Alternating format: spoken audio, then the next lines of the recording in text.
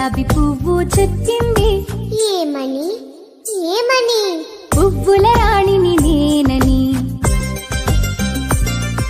బంతి పువ్వు చెప్పింది. బంగారు